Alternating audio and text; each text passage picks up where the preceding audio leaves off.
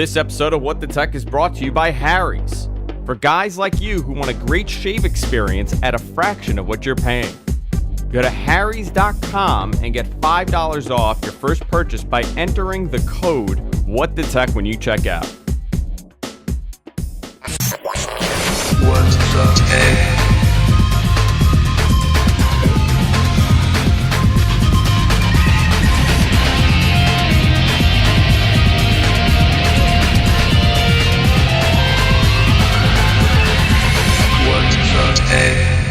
Hey everybody, welcome to What the Tech. I'm Major Aaron. Of course, I'm joined by a very busy and traveling Paul Thurrott. How you doing, Paul? Pretty good. How are you? You have been all over the place this past, I want to say 2 weeks? Or the month? The past month. Yeah, it's a couple weeks. So you were in San Francisco. You were in Chicago yesterday. Where else did you go? Pennsylvania before that. Where was it? Pennsylvania. Yeah. Going to Vegas. You're going to Vegas tomorrow. Tonight. You're taking a red eye? No, just a night flight. Just a night flight. So I don't know how you're doing it. I mean, in all the years that we've done these shows, I know, sporadically you'll travel, you'll have to go places. Yeah. You obviously go to Europe on vacation, you take those, but I've never. This is an unusual year. This is like insane. Well, I don't know. It comes in spurts, This one is weird because the Microsoft events are back to back. They used to be spread out by a month. I'm going to China at the end of the month, unless that falls apart, which it seems like they're doing everything they can to make fall apart. and I'm actually going to Europe twice this summer as well, which is unusual. So it's kind of just a weird year. It's a weird year for you. It's weird for me too, Paul. Life is just, in general, weird for me. There's so much to talk about because we did the show last Monday. Yep. Today is Thursday. We're recording the show Thursday, and that's why the show is out late. It'll probably be out within a couple hours because John is a great editor, and he'll have this thing posted. But we missed Build and Ignite. So it's kind of going to be a recap of those things and a discussion about that. But before we go into that, I want to thank our sponsor, and they've been with us for a long time, and that's, there we go, Harry's. As you can see, I got a nice little beard going here. So for me, shaving is not an everyday thing. And I told the story last time we spoke about Harry's, where I always have been buying these same razors from day one. It's these, I don't know, should I say the name, Paul? Should I say the brand of what I've been buying? Think that's a problem? I don't know. Well, they're these, cheapo, very thin double razors, and I've been using them for, I want to say, 15 years. And they were great until they stopped being great. Literally, one shave and I'm done. I got to throw these things away. So when Harry's came on board and they decided, they want to take us on as an advertiser, and we were going to take them as an advertiser, I started using the Harry's blade. And I was a little skeptical because I don't like using these replacement blade stuff. I like to just get a razor, throw it out when I'm done. I started using this thing and it's phenomenal. And it's lasting me forever. The reason why is because the blades are made in Germany. They're really high-end blades, yada, yada, yada. But here's the great thing about Harry's. You go to harrys.com, use offer code WhatTheTech at checkout, and you get $5 off your first purchase when you use our code. But the thing about this is that you don't have to deal with the hassle of going to the store, having them open it up for you. They're practically treating you like a criminal when you're trying to buy razors. It's the most unpleasant experience to go and buy this stuff. With Harry's, it's at your door. The shipping is free. Shows up there. Pop on a blade, and you're good. And they have a couple of other handles. They have the Winston. They got the Truman. And then they got a couple of holiday ones, and plus also all the accessories you can imagine with them. I've been using my Harry's blade razor since, I guess, December, November, and I can't see myself ever using one of these cheapo blades, and I really don't like these Gillette Fusion type stuff. It's just way too aggressive for my delicate, soft skin, Paul. I have very soft skin. Harrys.com.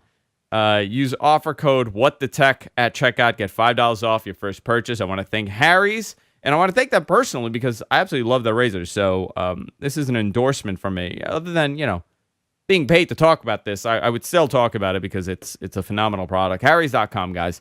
Thank you, Harrys, for supporting What the Tech. Paul, now it's time to talk about let's talk about Build first. Okay. I want to know about your experience at Build. Going there, what happened? Anything crazy? Did things go wild for after Build after parties? When did we last talk? Monday. Yeah. Okay. Monday. It's been a while. Last Monday. A week ago. Monday. Yeah, a week ago. Oh. Okay. So lots of a lot. Yeah, that's why I was like, happened. I was like, I don't know. I don't even know if I should write notes because there's so much that has happened. I don't even know how I'm gonna sort of wrap my head around that. Okay, so Build. Build is Microsoft's premier developer show. It was a fantastic show. San Francisco. Was it better than last year? Yeah, everything kind of came together this year, not just from the perspective of what Microsoft was doing, but also just like weather and logistics, and it was all pretty great. But as far as the show goes itself, I think obviously the important bit there, the reason it was great was just because this time around it was really focused on Windows 10 across devices, and they just had a much better message this time, a more complete message, but also a better message. I also think that was really cool. I also heard from people that were there, morale was a little higher this year attending this because you kind of got, like you said, you got a clear message of what Windows 10 is going to be, and it's looking quite positive. I mean, the direction that they're headed is looking hopeful and really positive. Sure. And we, look, you can have questions around certain things. I mean, there was some big announcements around developers being able to port Android apps and iOS apps to Windows 10 universal apps very easily. And there was a lot of confusion with that too, based on, a lot of link baiting headlines that said iOS apps now on, Windows. Well, sure. I mean, I honestly, link baiting occurs, but I would say in this case, it's more probable that people just didn't understand what was happening because it is kind of a complex topic. And there are very real questions around whether any of the stuff will ultimately matter. Whether the ability to easily port an Android app or an iOS app to Windows 10 will, materially impact the platform. I mean, but that's a good question. I mean, how much more work is it currently to port an app or develop an application? Right. So aside from games, which in some cases can be ported fairly easily between platforms, depending on the, the technologies used and so forth. For a mainstream application, iOS and Android and Windows Phone are completely different.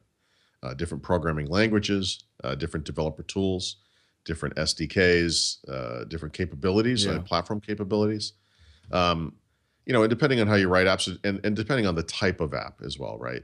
You may use backend services or other things that make it easier, to go from platform to platform. That doing that thing can be difficult. And so in this case, I've known for some time that Microsoft has been working on getting Android apps running on Windows and Windows Phone in particular, I should say, Windows Phone specifically. With this method, or are we talking to actually? Not exactly, although these things are of course related, right? Yeah. And many people have seen this as sort of a fallback, plan B. Like if everything goes south with Windows Phone, at least you'll be able to run Windows apps on, Android apps on there, and maybe there's a couple of big Android apps that are just necessary that we just don't have on the platform. Maybe that will help out. And so in the days leading up to Build, I had heard that it's coming. And it's funny because a week or so before Build, I was talking to Mary Jo about this topic, and we both agreed amongst ourselves that it did not make sense for Microsoft to announce Android compatibility on Windows at a Microsoft developer show. I mean, this would basically obviate their years of investment in Microsoft technologies. And I'm sure it would upset those developers that have spent all that time. Yes. Developing for them. It's like, hey, guess what, guys? Screw you. So, but yet I heard from multiple sources, no, they are going to, announce this, something around Android. And so I assumed it was the same thing. It wasn't, in fact. In fact, it was more of a positive developer message, which is basically this. It's a nice message. Again, I don't know how real world, it's going to impact anything, but it is a nice message, which is this. Microsoft recognizes that developers have years of code bases sitting out there, all kinds of work they've done, and that it's not always on Microsoft. It's on Android. It's on iOS in particular in the mobile world. And so they're going to give those developers the tools to leverage that code, bring it into the universal app platform. Maybe the first version you do is just a straight up port. You make the changes you have to make because of the platform differences. And there you go. And you get this app that looks exactly the same. The hope is that over time, what these people will do is improve them with Windows 10 specific capabilities so that the versions on Windows 10, and including phone, will be in some way better. It is true that the Android, these things are not the same. It's very, they sound, porting Android apps to Windows, porting iOS apps to Windows, they sound like I'm talking about the same thing. These are, in fact, completely different technologies. For each Yeah, with platform. different capabilities. The Android version is, in fact, very much phone-based. It's not for tablets yet or PCs, only on the phone. The iOS one is for phone and tablet, and obviously for PC as well. There are some things that light up automatically. If you think about you wrote an iPad app or a game or whatever it is, and you bring it to the universal app platform, you make a couple minor changes to make it run properly, whatever. I mean, out of the gate, that thing works with keyboard and mouse. You don't have to do anything to enable that. That's something that maybe is almost certainly not the case, certainly with the mouse on iOS, on an iPad, right? Because those things don't exist there. And so there's that, that small bit is kind of nice. So when we talk about porting it, we're talking generally for the phone, or are we also talking about? Depends on which one. So Android is phone only, iOS is whatever, iOS, iPad, phone, but not for the desktop in any way. Well, no, it would see. The thing is, they're universal apps that you're creating. Yeah. So technically, you could allow those. This could give you a way to push this thing through the Xbox if you wanted to go in that direction. I mean, it's opening up the entire world of Windows 10 devices, except that Android right now is phone. It's very specifically phone. I'm not even sure why that's the case, but it is phone. So now you're going to also hear the argument where this BlackBerry did this a couple years ago, and it didn't really work out too well for them. So, well, not exactly. So BlackBerry only did Android apps running on BlackBerry, right? Mm-hmm. Microsoft, you got to remember the Android bit of this is only one small part of what they're doing. They also enabled iOS apps. They're also enabling web apps to be contained in bundles and published as apps that run on top of Windows. They're also enabling desktop apps to be republished by their creators as pseudo universal apps. They're really like a virtualized app v containers, but let's just say store apps that run in, that can be sold, deployed through the store, right? Taken in context with all of the stuff that they're doing, the Android thing is just a little bit of it. If you think about Android apps running on BlackBerry, kind of a Hail Mary pass. If people embrace this, maybe our platform survives and even grows. It's not like that on Windows. This is at least not the bit they've announced so far. So it's not exactly the same. Yeah, this is interesting. To me, this is less enticing smaller developers. This is more enticing, the large apps that exist out there to push out a Windows Phone app at the same time that they're pushing out iOS and Android. Let's say Kik or WhatsApp or Instagram or, these top tier applications that are existing that people, millions and millions of people are downloading that may not be on their platform. I don't know how much this is going to entice a smaller app developer to develop for Windows Phone, but yeah, it's not Microsoft them. It's the big guys that are missing. Right. I mean,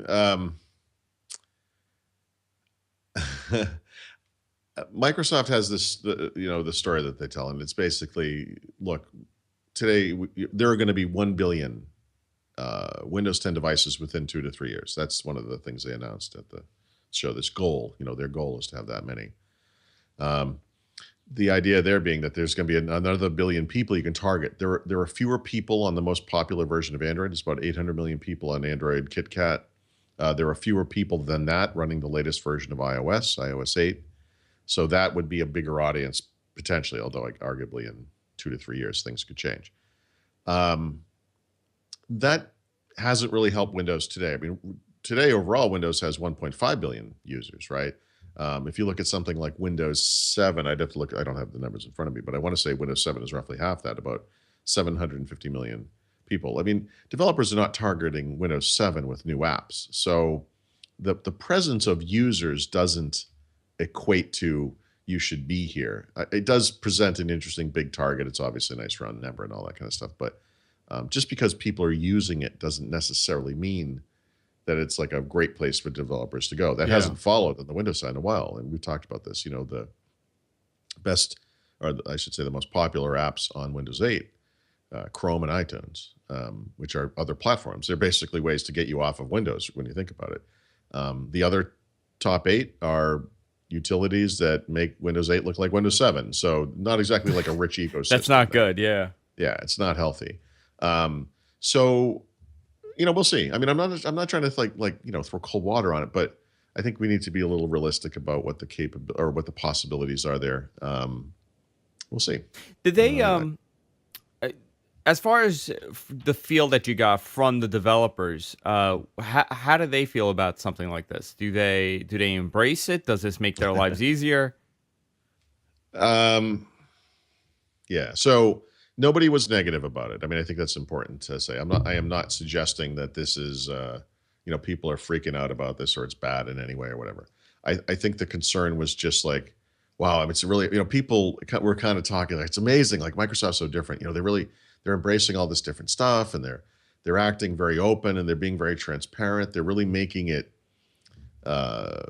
easy for, in this case, developers to get their stuff on the platform. It's kind of exciting, but I think the more you let it sink in and you get over the initial, kind of weirdness of it, it's like, well, pragmatically though, does this help? The other thing I feel like everything I say about it is like a little bit of a wet blanket, and I don't mean to be that way, but let's say you are the developer of an iOS app and it's really popular, and maybe you did the hard work to port it to Android, right?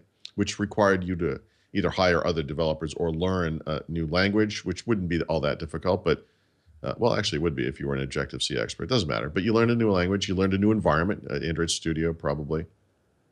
Learn the intricacies of Android. You took the time to figure out how all those special things like notifications and yada yada work on the new platform. And you did all that work, And now Microsoft comes along and they say, hey, how about doing that again? It's not necessarily all that compelling, even though you could take your code base and transform it in the case of iOS into an Objective-C Visual Studio project. So you're still using the same language. But in a new environment, on a new platform, something new to learn. And now you're thinking, well, do I want to take advantage of unique Windows 10 features that would only work on that side of the fence? Maybe, maybe not. But you still, at the end of the day, have a third completely different thing that you have to support. Yeah. So as you update new features, as you add things, as people complain, as things don't work, you've now got 3 endpoints that are basically completely different. Yeah, I'm curious how this is going to. That's a lot to ask. And I'm curious how this is going to translate to. I mean, the phone we get it, right? The phone's going to make sense. But how about on desktop? How about these, modern apps running on desktop that are iOS ports? Sure. I mean, so, if you have a phone app, it would be a lot of work to make it run on the desktop because you have to deal with the adaptability of the screen size and orientation, and whether it's windowed or full screen, whatever. If it's a tablet app, it's not as much work. It's already bigger, to begin with, and I'm sure there will be apps that restrict. Functionality-wise, I mean, you think differently on a desktop than you would on a tablet. Oh. It's not as cut and dry as saying, okay. But those are considerations. Yeah. I mean, it depends on the app. If it's a reading app or something, you get some of that stuff built in, the ability to scroll with a mouse wheel or whatever. You don't have to do anything to make that happen. It just works. And so a lot of it would just work. It depends on the app. I mean, for games, this is going to be good. This is a positive as far as games go. For the big game developers to kind of get their stuff on their platform. And that's right. So and again, I'll just dump on yet another announcement. I mean, one of the things they announced at Build was that Candy Crush was in fact ported from the iOS version, and it's really exciting. It's really neat. And Candy Crush has been in the store now for 6 months or so. Some number of downloads, I don't remember the figure. Very, very highly rated. That and Jetpack Joyride. That's okay. Those are the two. Well, big success story, right? Yeah. So here's the thing. Since doing that, however, the makers of Candy Crush have in fact completely rewritten the app on the Windows platform in C++ or whatever. Um, so they did do it, and it was successful, but they're moving to a new code base now. And so this is a company that has a lot of money and resources, obviously. Candy Crush is very successful. And so the good news is they will be making more Windows apps. They've talked about that, Windows games. The bad news, I don't know, bad news, but I guess the reality check here is, the big example they had is in fact moving away from this system anyway. So great. I don't know. It's 1.0 too. I mean, there's going to be stuff that doesn't work, and there are going to be app types that are going to be particularly difficult to move across. If you're an Android app and you take advantage of Google services, you got to plug in equivalent Microsoft to third-party services. That Google stuff's not going to work. How do you figure that stuff out? So it's not the complete wide open win that it sounded like at the first moment. But I've thrown a lot of kind of crap on top of it. I apologize for that, but I'm just trying to think through it logically. I mean, I think there are still questions, I guess. No, obviously. What did we find out about development for Xbox? Did they almost nothing? Again, So, you know what? I know. We'll say it again. What is this, year 3? Well, I guess we'll wait for E3. Okay.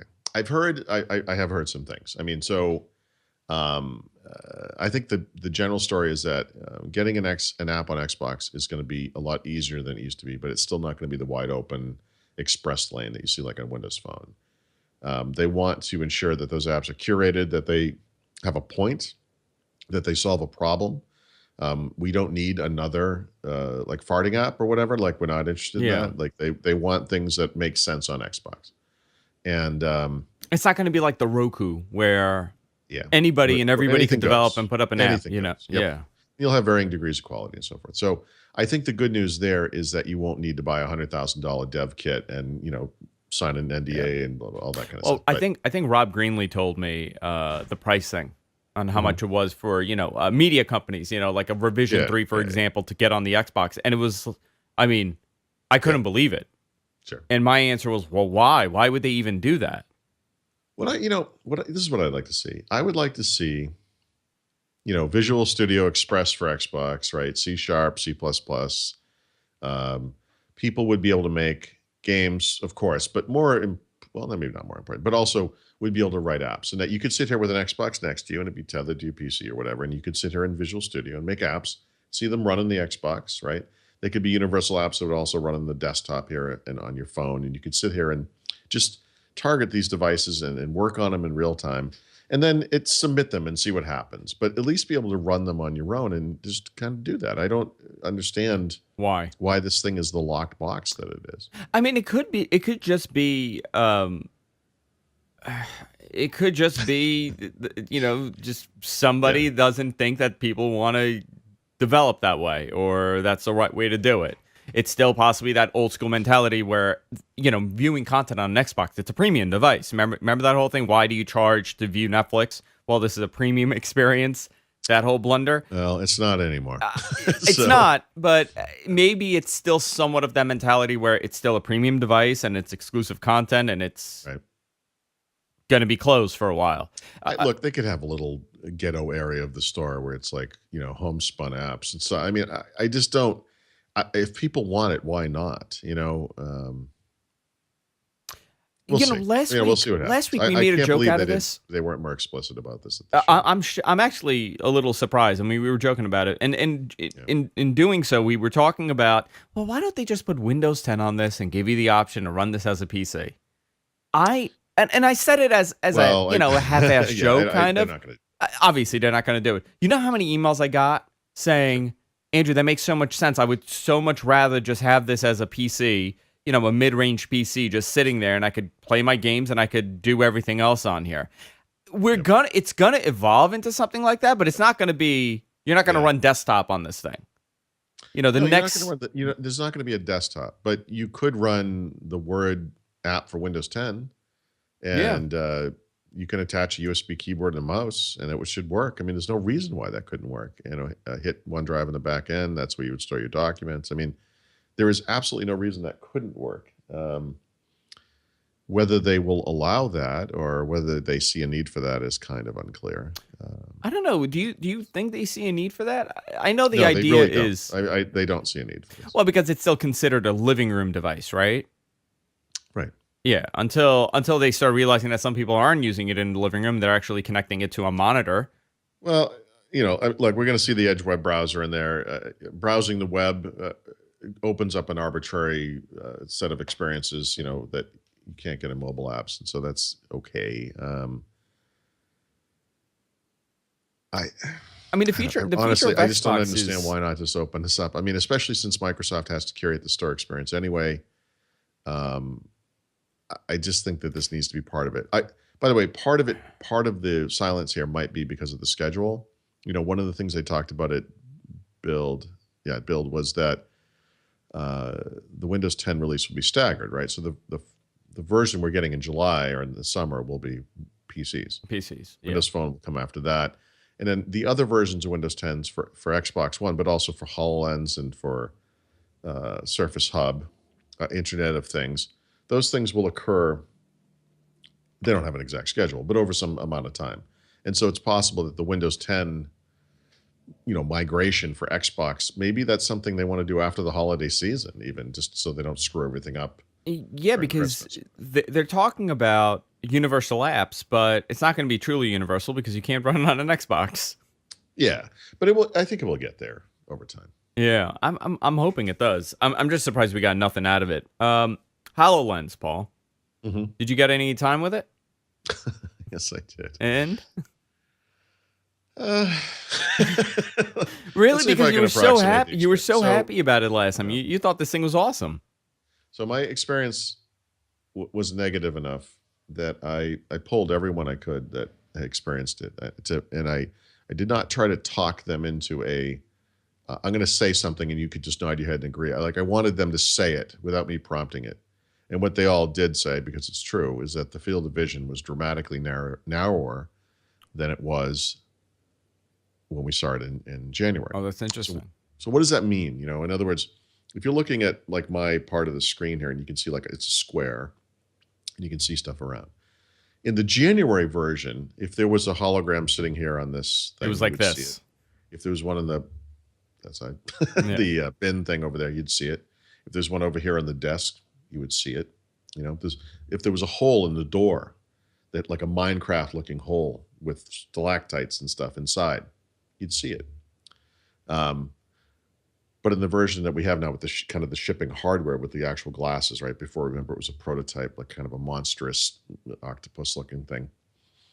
The field of vision is small, and so like I'll try to approximate it on this screen, but let's say it's roughly right like that. I mean, could we say that rather than it being like full screen like this is what the field of vision is? It's a smaller.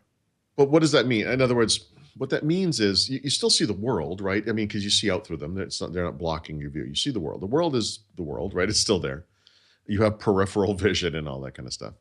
But based on that field of view, the hologram that's here, you couldn't see it. The hole that is in the door, you could not see it because it's up on the wall higher than that thing I described. The bin, the one in the bin, you might see it, based on how wide it was. I don't quite think so, to be honest. But the one that's on the desk on this side, you would not see. Until you turn around. Yeah. Until you literally move your head, because you have to do this thing. You can't look up and down. You can't just look. You have to move your head. And so it's hard to explain how limiting that is. But here's how I'll describe it. I think that, two things I think that make sense to maybe will help people a little bit.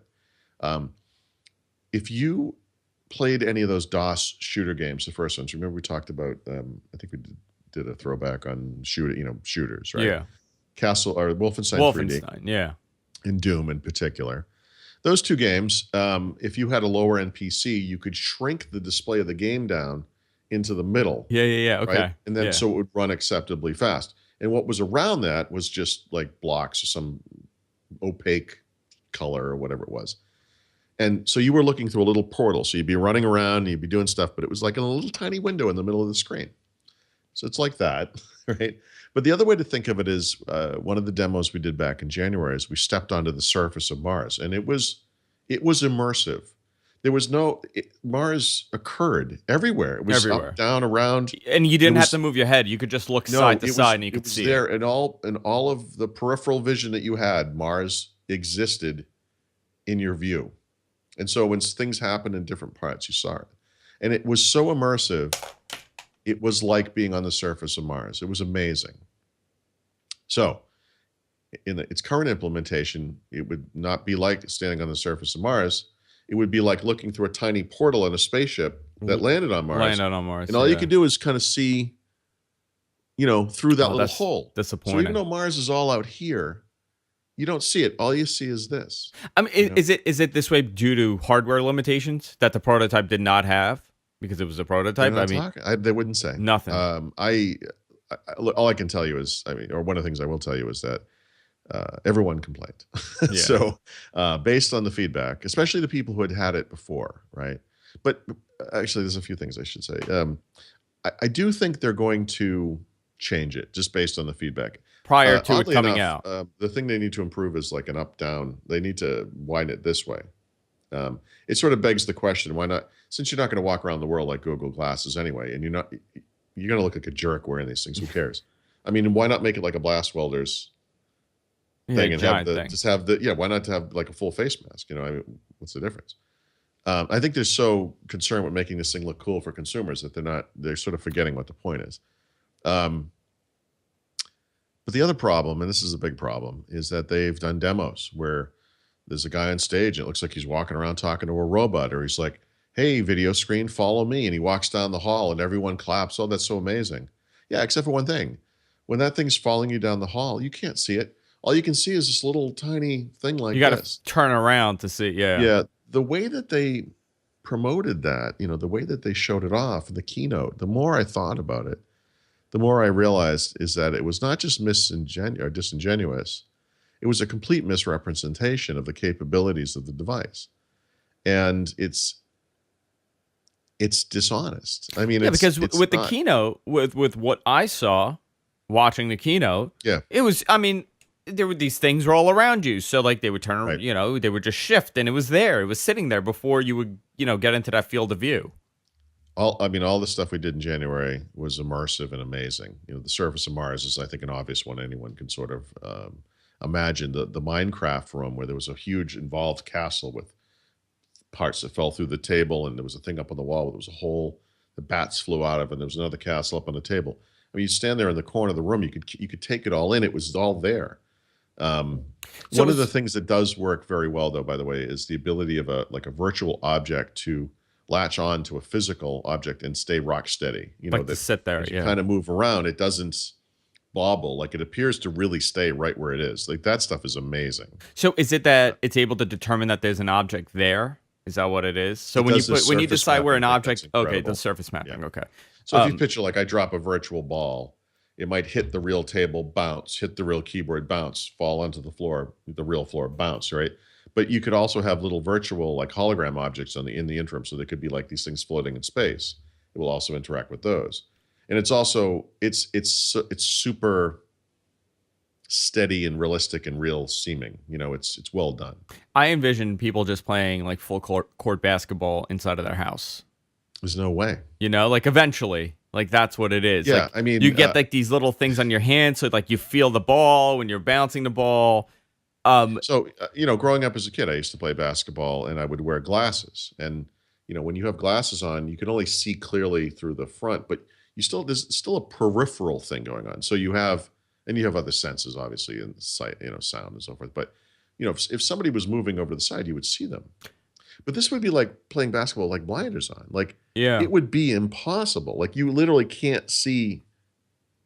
Okay, anything, so I'm going to use anything that holographic. You're describing this, so I'm going to describe what I think it's like, and you tell me if I'm wrong. Okay. Okay. So I'm blind as a bat, and I wear glasses. I wear contacts. So I bought a pair of glasses, and I wore them for the first time. And the thing about the glasses, they don't really sit right. So if I look up, I don't get it. It's blind. I'm blind. If I look sideways, I'm blind. So is it almost like that where everything above and to the side is not there? I mean, the universals, the real world is there, have to but sort of divide what you're seeing between the real world, which is always there, yeah, and the holographic world, which is only exists in this little thing. Which you don't want it to divide. I guess the you want difference it to... with real vision is even when you're blind, not actually literally blind, but like I also have terrible vision. So if I'm wearing glasses and I look up like you're saying, there's still a blurry something there. You know, I may not know that's the window in the wall, but I see dark blue and white, and because like see through the glasses, you make the connection and it works in your brain. The problem, with the hologram is like they're literally just gone. And so, for example, with that ball thing I was talking about, drop a ball, dunk, dunk, dunk, down it goes. Where did it go? I mean, you have no it could be anywhere based on the physics of what just happened. You have to actually move your entire head around to see it. There's no indication where it went. I mean, it probably went down, but you have to, you spend a lot of time doing this thing where you're really looking for stuff. And it was really frustrating because the January event, I expected it to be stupid and it was incredible. And so based on that, I thought, well, here we go. This is going to be even better. Why wouldn't it be better? I'm curious if NASA's getting this or they're getting what they displayed in January. A lot of theories around that kind of thing. Like, is there going to be like a pro version that is that full face mask that I'm talking about? I guess my argument is like, why not just do that? I can't see too many people buying this to begin with. Yeah, like too many uses for such a limited thing, Yeah. I mean, I'm assuming that this has specifically to do with hardware, CPU, GPU,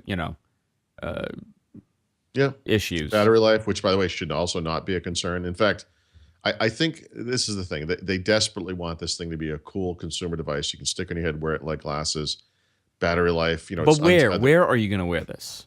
That's the thing. You don't wear it anywhere. And for what? You are going to sit in a room. That's where you use it, in a room. At home, yeah. Could be in an office. It could be in your house. Doesn't matter. You're not going anywhere. And so at that point, I say, well, okay, then why not have it be tethered? Yeah. What's the difference? Or at least optionally. Why not have a full face version? You're going to look like an idiot, but who cares? Who cares? You're by yourself. Anyway, you're using HoloLens. I mean, I don't understand. It's kind of arbitrary what they're doing. It's too bad. So who is this being marketed to? Who will it be marketed to? Right. I have a lot of questions about this HoloLens, and I'm sorry if I'm boring the audience with it, but I'm really fascinated by it. One, what kind of hardware does it have? Two, what kind of hardware did the prototype, I guess, in January have? Three, who's buying it and how much? Yep. Right. We don't know nothing. Almost any of that. I mean, we know some of their customers. I mean, NASA is obviously one of the companies.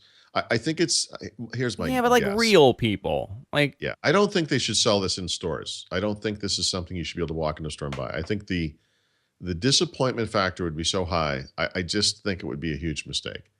I think what they need to do is have what I would call like a tailored buying experience where you're in some industry and you contact Microsoft, say, I'd really like to buy this thing. What do you think you're going to use it for? Okay.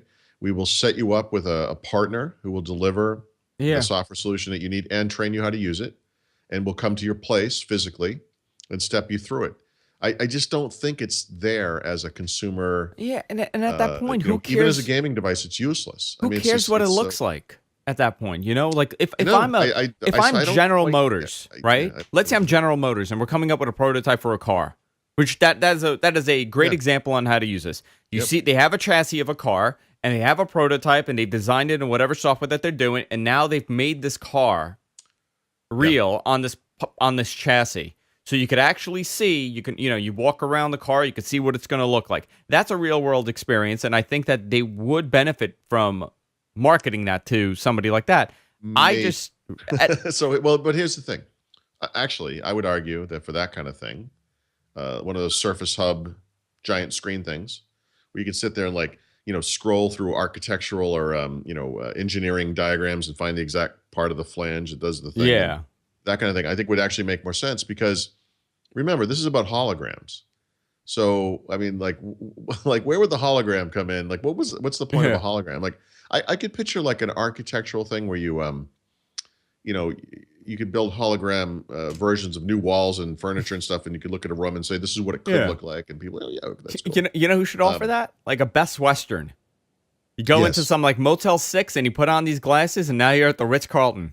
Yes, right. Just make sure you wear these when you don't want to. Yeah. Do not take these off. You know. Something like that. But that's not the reality of this device. Sure. So I we'll see. I mean, I don't know. I don't know what their plans are. Living in a tenement I'm a little turns. freaked by, but the problem is with the tenement, you'd have this little strip that was Yeah. awesome, and you'd see all the junk around it, and it would still stink. It would make it even worse because Make you would see both. You're not even fooled by it. You know. You got a little taste of what's nice, and then they just take it away when you just look up a little bit. So That's so depressing. I've walked away from HoloLens Yeah. feeling like I thought I was going to feel in January. I'm just confused, and I don't understand what they're thinking. What it is. That's interesting. It's too bad. Since we're on the topic of hardware, I want to talk about hardware. But before we do that, I want to remind everybody, after we record the show, we record another show called What the Talk, and that is exclusively available on patreon.com/whatthetech.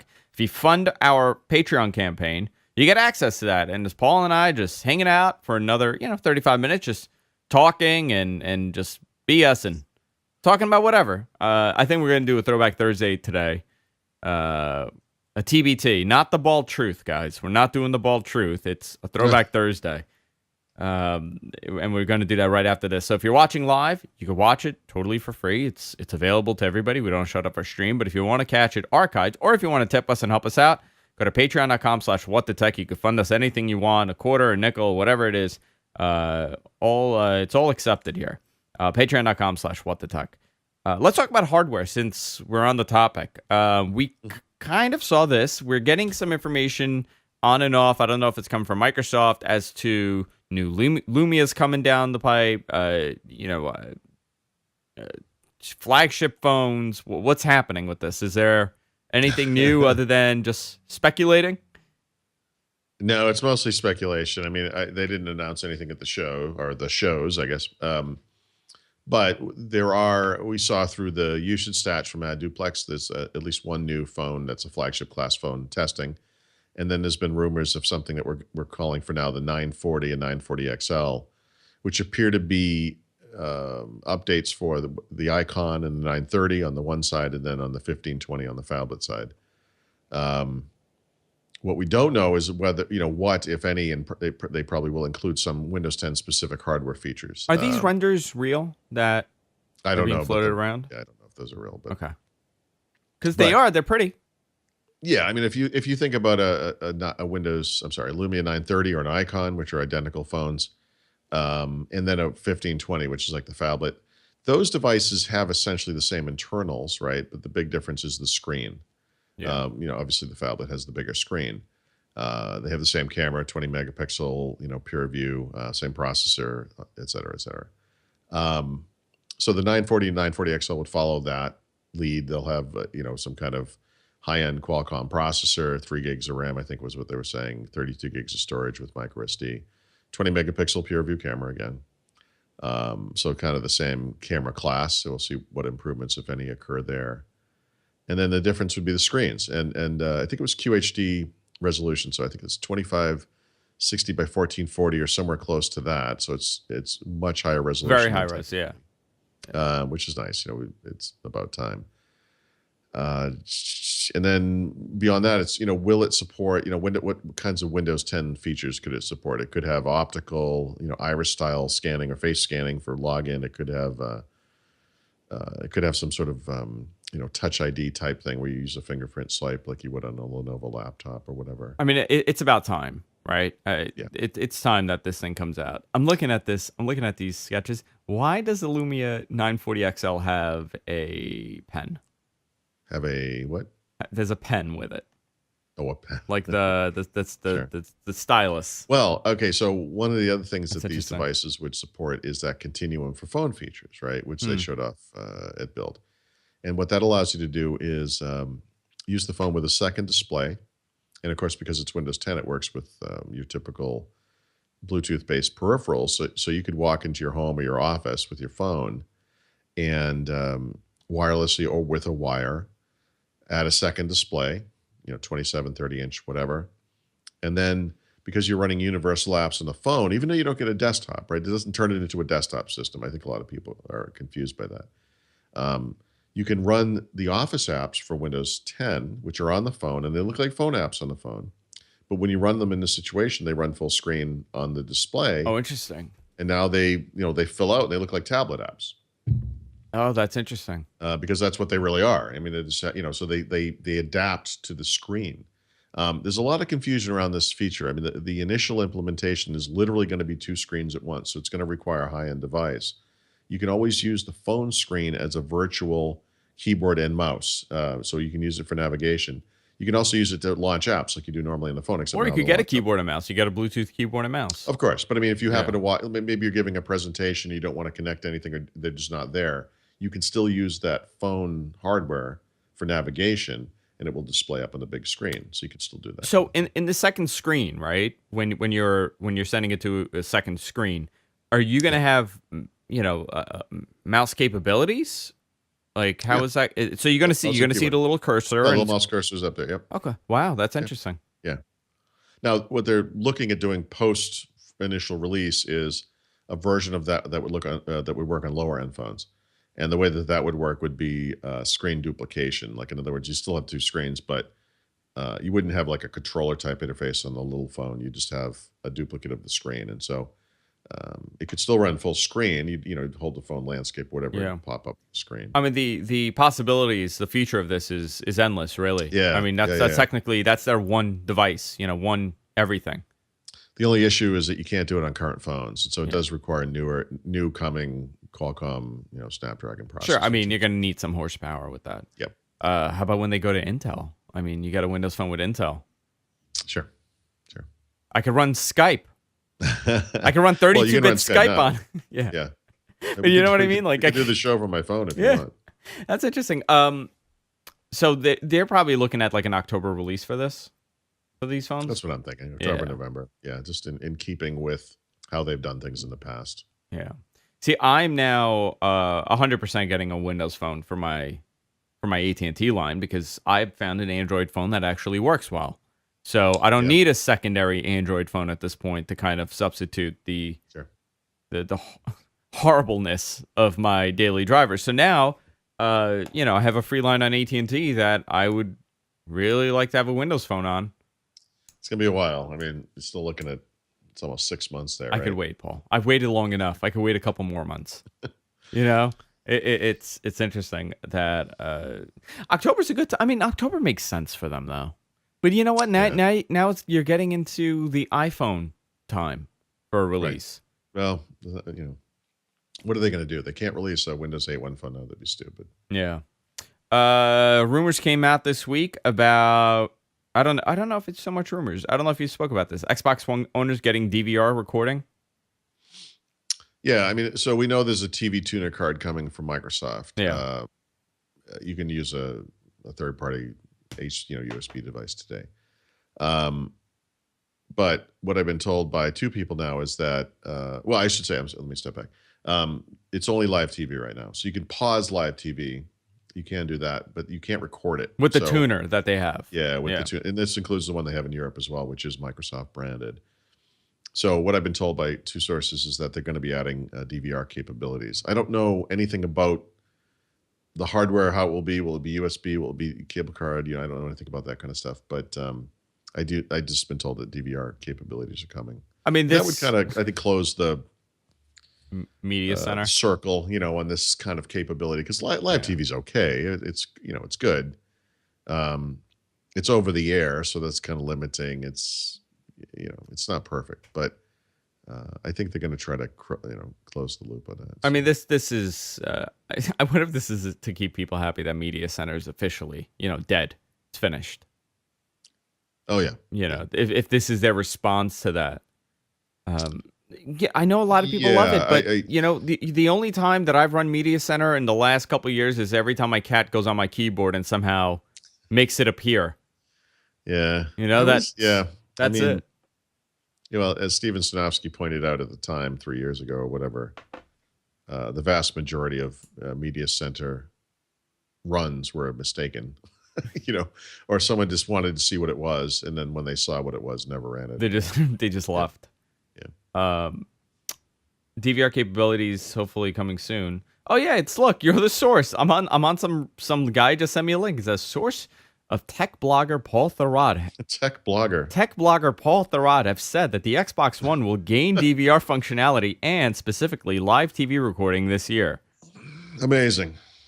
I trust that guy. Sources of tech blogger Paul Thurrott. Yep.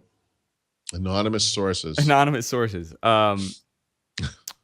I don't know if it would be used. If they allow, I don't know how they would even do cable cards. If they put in a cable card in this thing, that's a great device. Yeah, it would have to be some USB based box. Yeah. Yeah. Or why don't the cable come? I mean, FiOS is on. Or why not come out with a new version that has that stuff? Or You could come out with a new version that has it, or I mean, just use the IP services. Verizon now has, I think, 90 something channels on Xbox. Yep. All in HD, and sure. I recently used it at a friend's house, and it's great. That's all he uses. He has that in his extra room, and I mean, listen, it's like you're watching something on the internet. It's IP, it's IPTV. I just, but, this. Look, these companies don't want this to happen, right? I mean, this is the big blocker. It's probably the reason. Well, there are probably two reasons it didn't happen right at launch. I mean, one is they really rushed this thing to market. They wanted to get it out right. They knew they had to get the video game part of it right. Actually, they didn't necessarily get that right either, but whatever. They rushed it to market. So that's one consideration. The other one, though, is these guys. Like, think about like a company like FiOS. Like what you're saying is, I pay for the FiOS service already. So what's the difference? I mean, they could just deliver it over IP. They're just a dumb box at that point. I can use my own DVR and everything.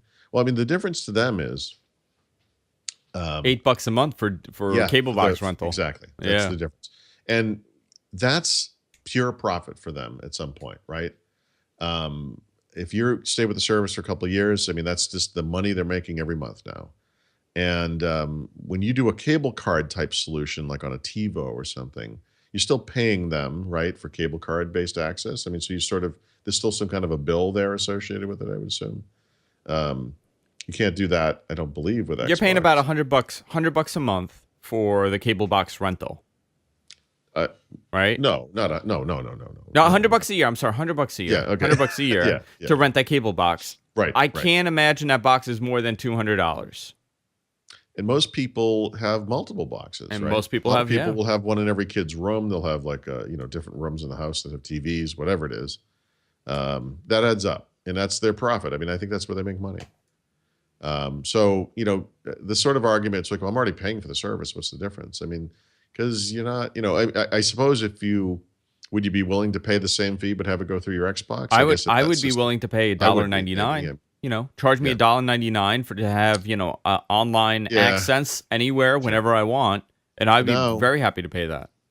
Yeah. So the problem is now you have a company that is not the company providing the service that's controlling the experience. They're also commingling, and FiOS, Comcast, whatever you have, they're commingling that content with other content that you may now choose to use instead of their stuff, and it may cause you to realize over time you don't need to pay for their stuff. I mean, there's all these incentives for them not to work within the system. And I'll give you a good example of that. I no longer watch anything on demand through the cable company. Oh my God, it's the worst. Okay, it's because you don't horrible. like watching ads and that you can't skip over. No, I'm not even against the ads. I'm against all of it. You can't fast forward quickly. You can only go at like double speed or whatever it is. Yeah, it's a nuisance, but it's the fact that it's available goes a long way for me. Yeah. What drives me nuts is the fact that they delete episodes. Right. So let's say I'm watching Scandal, right? Mm-hmm. I just came into the season. It's near the end of the season. It'll pick up at episode 6 and so what's the theory? Why would they do that? Because they hate us. I guess what I'm saying is it them or is it the content providers? Because their deal is now we want you to go buy it somewhere. I'm sure it's, I don't know. I'm sure it's both. I mean, does FiOS sell these things? No. I don't know. I don't know who's responsible for that. Providers. But ABC, I could go to ABC site and watch Scandal. From season 1. But in that case, you're paying. You're seeing ads maybe, or there's some other way that they're making money. I think this is from the content creators. Honestly, it doesn't matter. The situation's terrible. I mean, regardless, it doesn't matter who's at fault. It's still terrible. It's so bad that I will watch it on Hulu with the ads, or I'll watch it on ABC on demand, ABC's right. app on my Apple TV with the ads, because I just don't want to deal with the cable company's clunkiness of dealing with on-demand content. And I mean, I just watch the news. That's about it. And wrestling and sports. Yeah. I'm probably consuming 5 hours of cable content, live cable content a week. Does that justify a $200 cable bill? Actually, it's funny how your TV viewing habits change over time. When we were in Pennsylvania, I was talking to my sister and her husband and my other sister, and we were talking about TV shows, and you should watch this, you should watch that, and everything.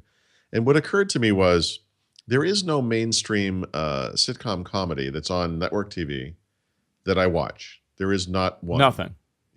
I watch some half-hour comedy shows like Veep that's on that's HBO right. Yeah. or whatever. But that whole like must-see TV Thursday night thing, or like the various sitcom comedies are on TV. I don't even know what they are because I really don't watch any of them. I'm trying to think what's on. Like Modern Family or No, I don't watch any of that. No, I don't watch either. any of I don't even know what most of them are. I mean, I there's a couple things that I watch, but I you know how I discovered them? Netflix. Always Sunny in Philadelphia, discovered on Netflix. Yep, same thing. A lot of these shows that I watch, I discovered on demand or online. It was not through, watching it live. Right. Well, but it's interesting because this negates one of the advantages of having cable, right? Yeah. If you're not doing this kind of stuff, it's funny because, when cable TV came around, I think network TV saw it as a problem for them. And now that's the way basically everyone consumes network TV. And now it's these premium channels like AMC, premium channels like HBO, and then these online services like Netflix, et cetera, that are kind of negating or becoming a problem. But are people saying like, oh crap, Modern Family's on at 8, I got to get home? I think there are people who do that, but I think those people crazies. well, I mean, maybe they're in nursing homes. I don't know. I mean, I think some people do that. I don't know anybody watching TV anymore like that, except if it's with live sport. No, but you're event. young. I mean, you're. But you know what? But you know what? I'll tell you something, Paul. We talk about the cable companies, how cable's dying and how cable's dead. And it's it's on its way out. That's the thing. Pay-per-view has been dead for years. People are saying how pay-per-view's dead. Pay-per-view's dead. This Pacquiao Mayweather fight, it generated over $480 million in pay-per-view revenue in buy rate. They're expecting a 4 million buy rate for this thing. That's unheard of. 4 million people paid, or over 4 million people paid $100 to watch this fight. And we're not talking about the bars. We're talking about individuals in the home. Yeah. So that's a great example of, guess what? Cable's not dead and pay-per-view's not dead, and people are still going to consume the content in these traditional ways if the content is there. It really comes down to, if you really want it bad enough, you're going to pay it. I mean, it's crazy. People paid $100. I know so many people that ordered this. People that said they weren't going to order it. Spend $100 on a pay-per-view. I mean, this goes. I would never do that. I just don't understand. that. I mean, let me ask you this: if if Boston was in the World Series, hopefully they won't be, but if they were in the World Series and it was on pay-per-view, would you order it? If that was the only option. If that was the only option, most likely, you probably have a viewing party. Well, yes, okay, yes. I would, but okay. So first of all, the World Series potentially goes to 7 games. Is at least 4 games, and none of those games could last 30 seconds and be over. I mean, look, I know I'm dating myself, but I remember these Mike Tyson fights that were over before they started. And people are paying. Yeah, people paid hand over fist. Yeah. I mean, I think it was like $40, $50 a fight back then. Sure. It just shows you if the content is there. The only other time that I was looking into this, because we talk about pay-per-views on the wrestling show because the pay-per-view business has kind of shifted and they've gone on demand to their own network. The Olympics in '92, a lot of people don't remember. They were on pay-per-view. NBC and Comcast teamed up because NBC had the rights to all the content and they didn't know what to do, so they had to make the money somehow on getting the rights to air, all these, almost every single event. So they Okay. put it on pay-per-view. They had like a triple. You paid $120 and you got it on, I think it was like a week. It was like a weekly thing you paid. And you got 3 channels of pay-per-view and it failed miserably. Nobody got it. I think they said something like 6,000 people ordered this thing for the Olympics. It failed because the content wasn't there. Nobody cared to watch the Olympics. Nobody wanted to watch, I don't know, some ridiculous Olympic sport from some ridiculous team that nobody cares about. It just shows you if the content is there, people will order it. If I've always wondered why these cable companies didn't do that for season finales. I was always surprised. Not that they should, but I was always surprised that that's not like an approach that they took. Oh, you want to watch the season finale of Game of Thrones? Watch it on pay-per-view. That's amazing. I think people would revolt against that kind of thing. I don't know, Paul. They You're would already pay. paying for HBO. I mean, I'm paying for cable. I'm paying for HBO. I'm not paying another level for Game of Thrones. Yeah. That's when Paul turns to torrent. Screw Yeah. you, HBO. Yeah. I mean, now that's an option, Yeah.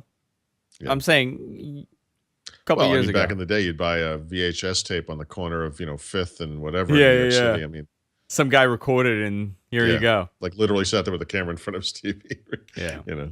The other advantage is that on demand is sometimes 1080i compared to 720p online. So the people like me that are crazy are still going to do it. But I don't even know how I got to this at this point.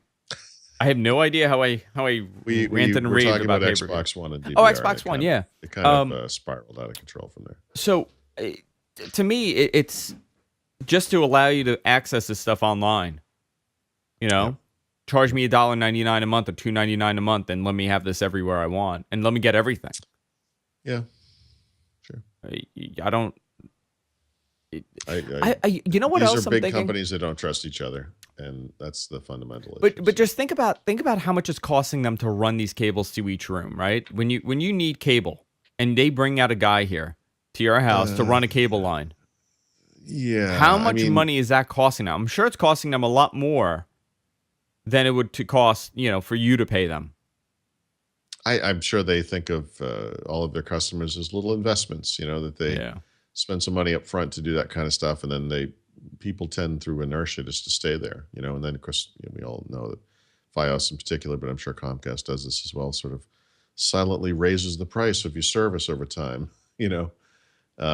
and you find yourself a couple of years down the road spending $250 a month for TV somehow, and you don't know how that happened. But that's when they start, reaping it. They're evil. Yeah. All right, Paul, that's it for this week. Let's wrap it up. Go to our website, gfknetwork.com. Guys, subscribe to us wherever our podcasts are available.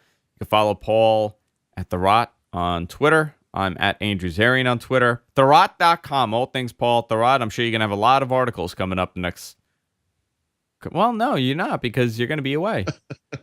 So I'm going to try to, we'll see how it goes. I'm going to try to take the weekend off for the drive. And then, so you're driving down, you're flying down tonight, and then you're driving up when? Immediately? Yeah, Friday, Saturday into Sunday with my dad, and then from there home by myself, and we'll see how it goes. Are you going to set up like a meerkat and just Tuesday. live stream your journey? It wouldn't be that compelling, but I'll put some pictures on Twitter. Yeah. All right, guys. That's it for this week. We'll see you all next time. Bye-bye for now.